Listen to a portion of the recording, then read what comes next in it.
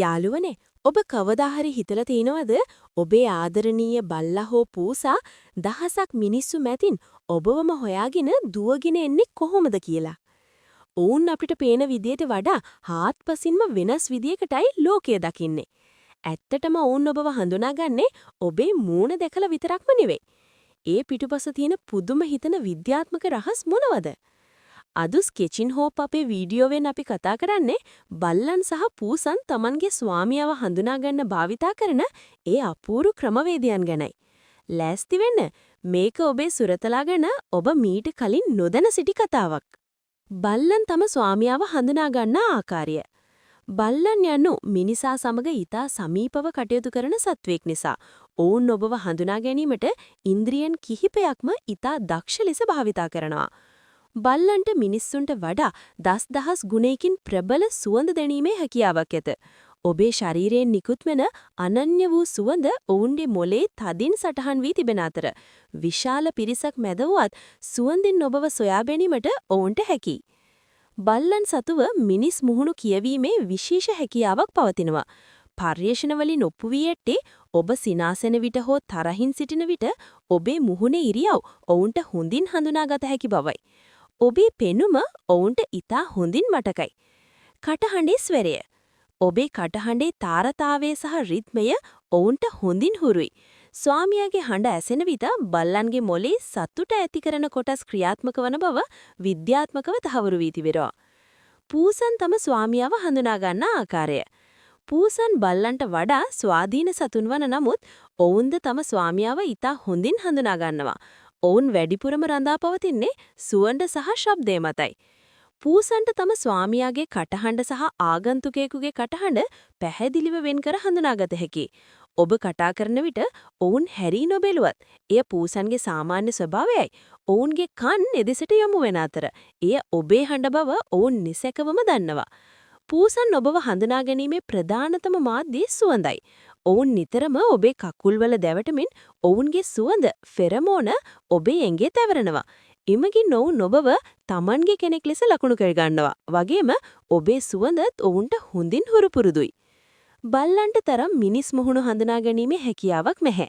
ඒ වෙනුවට ඔවුන් ඔබව හඳුනාගන්නේ ඔබ ඇවිදින රටාව, ඔබේ අඩි ශබ්දය සහ ඔබ ඔවුන්ට කැම දෙන වේලාවන් වැනි දෛනික පුරුදු හරහයි.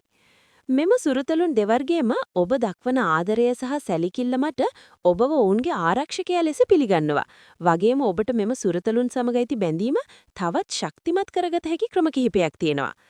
ඔවුන් සමග සෙල්ලම් කරන්න හෝ ඔවුන් අසලින් වාඩි වී සිටින්න. බල්ලන් නම් ඇවිදින්න රැගෙන යාමටත්, පූසන් නම් ඔවුන්ගේ පිහෙරු පන්දු වගේ සෙල්ලම් බඩු සමග සෙල්ලම් කරන්නටත් කැමතියි. බල්ලන්ගේ කන් පිටුපස හෝ පපුර පිරිමැදීමත්, පූසන්ගේ නිකන් නඩ හෝ කන් අස පිරිමැදීමත් ඔවුන් නිතාම ප්‍රිය කරන දෙයක්. එමගින් ඔවුන්ගේ මානසික ආතතිය අඩු කර සතුටු වැඩි කරයි. ඔවුන් බය විට, සතුටු විට හෝ අසනීප විට පෙන්වන ලක්ෂණ හඳුනා ගන්න. ඔබ ඔවුන්ව තේරුම් ගන්න බව ඔවුන්ට දැනෙන විට බැඳීම තවත් දැඩි වෙනවා. ඔවුන්ට වචන තේරුම් ගත නොහැකි වුණත් ඔබේ කටහඬේ ඇති ආදරණීය ස්වරය ඔවුන්ට හොඳින් දැනෙනවා.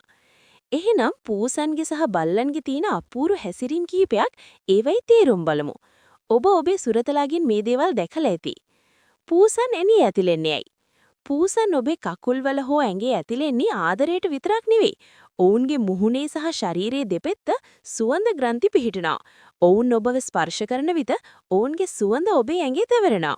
ඒක හරියට මේ මගේ අයිතිකරු මුළු ලෝකෙටම කියනවා මෙයා මගේ කෙනයි කියලා ලකුණු කරන වගේ වැඩක්. බල්ලන් හිස එල කරන්නේ ඇයි? ඔබ කතා කරන විට බල්ල එක පැත්තකට ඔළුව එල කරගෙන අහගෙන ඉන්නව දැකලා ඇති. ඔවුන් එහෙම කරන්නේ ඔබේ කටහඬේ තියෙන ස්වරය බොඩා හොඳින් අහගන්න. ඔබේ මුහුණේ ඉරියව් බොඩා පැහැදිලිව දැක ගන්න.